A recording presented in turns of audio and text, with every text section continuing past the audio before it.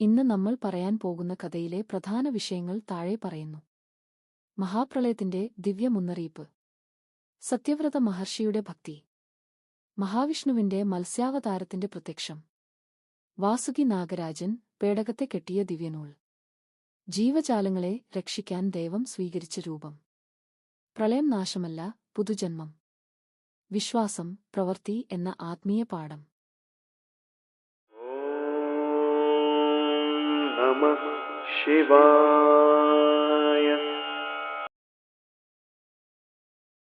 നമ്മളിൽ പലരും ദൈവത്തിൽ നിന്നും അദ്ഭുതങ്ങൾ പ്രതീക്ഷിക്കുന്നു. ദൈവം നമ്മളെ രക്ഷിക്കുന്നത് അദ്ഭുതങ്ങളിലൂടെ അല്ല, നമ്മളെ നമ്മുടെ വിശ്വാസങ്ങളിലൂടെ ശരിയായ വഴി കാണിച്ചു തരുന്നു. ഇനി നമുക്ക് വിഷ്ണുവിന്റെ ആദ്യത്തെ അവതാരമായ മത്സ്യാവതാരത്തെപ്പറ്റി മനസ്സിലാക്കാം.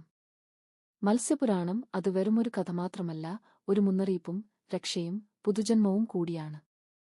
ആദ്യത്തെ യുഗമായ സത്യയുഗത്തിൽ ഒരു മഹാപ്രളയം വരാനിരിക്കുകയായിരുന്നു.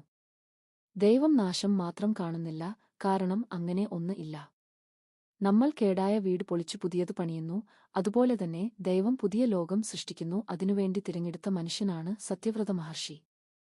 ഈ പ്രവൃത്തിക്കു അവൻ പരമയോഗ്യനായിരുന്നു, കാരണം പരമഭക്തനും ദയാലുവും ആയിരുന്നു.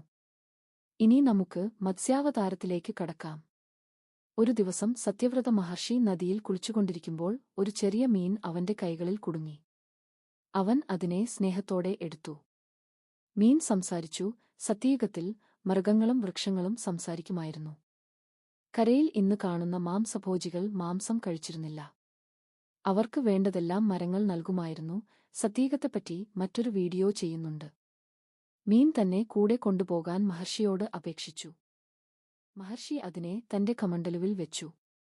പക്ഷേ മീൻ ദിവസം തോറും വലുതായിക്കൊണ്ടിരുന്നു. മഹർഷി അതിനെ പാത്രത്തിലേക്ക്, കുളത്തിലേക്ക്, തടാകത്തിലേക്ക്, അവസാനം സമുദ്രത്തിലേക്ക് മാറ്റി. അപ്പോൾ മീൻ പറഞ്ഞു, മഹർഷേ, ഞാൻ ഒരു മീനല്ല, വിഷ്ണുവാണ്. മഹാപ്രളയത്തെപ്പറ്റിയുള്ള മുന്നറിയിപ്പ് തരാൻ വേണ്ടിയാണ് ഞാൻ നിന്റെ എടുത്തുവന്നത്. ഇനി മഹാപ്രളയത്തിനെപ്പറ്റിയുള്ള വിവരണം കാണാം. വിഷ്ണു പറഞ്ഞു, മഹാപ്രളയം വരുന്നു. ലോകം മുഴുവൻ ജലത്തിൽ നിറയും. പക്ഷേ നീ മനുഷ്യരാശിയുടെ വിത്ത് രക്ഷിക്കണം. അതിനുവേണ്ടി നീ ഒരു വലിയ പേടകം ഉണ്ടാക്കി ജീവജാലങ്ങളുടെ വിത്തുകൾ, വേദങ്ങൾ, ജ്ഞാനം എല്ലാം അതിൽ സൂക്ഷിക്കൂ.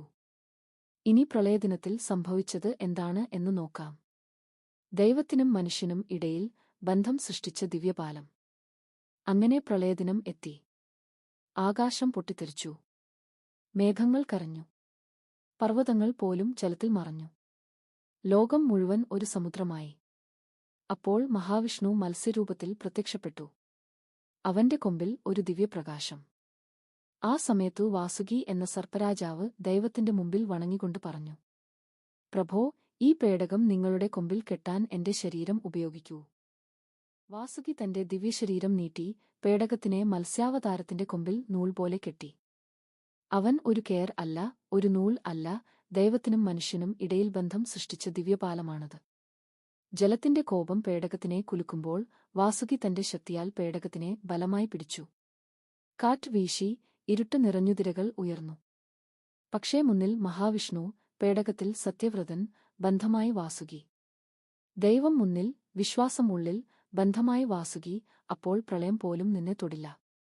മത്സ്യപുരാണം ഒരു പ്രളയകഥയല്ല. ഇത് നമ്മുടെ ജീവിതത്തിന്റെ കഥയാണ്. ജീവിതത്തിൽ പ്രളയങ്ങൾ വരും. പക്ഷേ ദൈവം പറയുന്നു, നീ പേടകം നിർമ്മിക്കൂ, ഞാൻ നിന്നെ വലിച്ചുകൊണ്ടുപോകാം. പേടകം എന്താണ് എന്നു നോക്കാം. അത് നിന്റെ വിശ്വാസമാണ്, നിന്റെ ധർമ്മമാണ്, നിന്റെ സത്യസന്ധതയാണ്, നിന്റെ മനസ്സിന്റെ ശുദ്ധിയാണ്. ദൈവം നമ്മെ രക്ഷിക്കുന്നത് അദ്ഭുതങ്ങളിലൂടെ അല്ല, നമ്മുടെ വിശ്വാസത്തിലൂടെയാണ്. ഇന്നത്തെ ശിവപുരാണ പാരായണവും പൂർണ്ണ യോഗ സെഷനും പ്രധാന വീഡിയോയിൽ ലഭ്യമാണ്. മുഴുവൻ വീഡിയോ കാണാൻ മന്വന്തരങ്ങൾ, യുഗങ്ങളും പ്രപഞ്ചസൃഷ്ടികളും പാർട്ട് 2 സന്ദർശിക്കൂ.